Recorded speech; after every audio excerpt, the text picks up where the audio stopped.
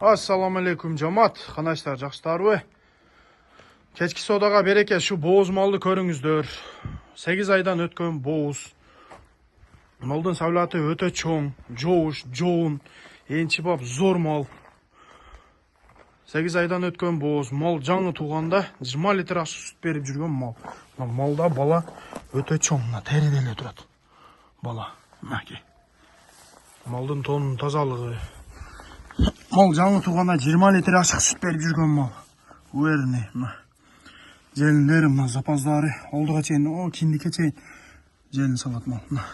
4 желин тең рабочий, полный иштейт. Жооуш, сагынга.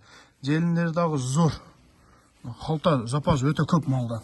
Алдыда тең, аркасында да тең. Маки. Запас өтө көп малда. Желинди өтө күчтүү салат. Энчи бап зор мал. Малдын савлаты дагы чоң, кичине мал эмес. Шу малга жетишиңиздер. Энчи бап зор мал. Порода таза, Алатоо, Бишкектен келген. 8 айдан өткөн боуз. Энчи бап зор мал. Ошке. Ош. Шуга жетишиңиздер. Акчасы 195 000 сом.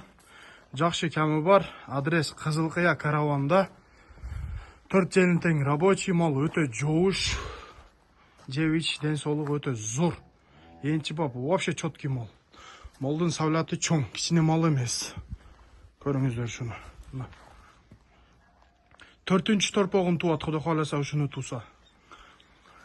Порода таза, Алатоо, унажындыгында Бишкектен келген.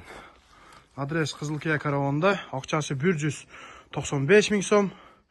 Аз мас камы бар. Малдын жеп ичиши өтө зор, өтө хоро мал. Шуга жетишиңиздер, энчи бап зор мал.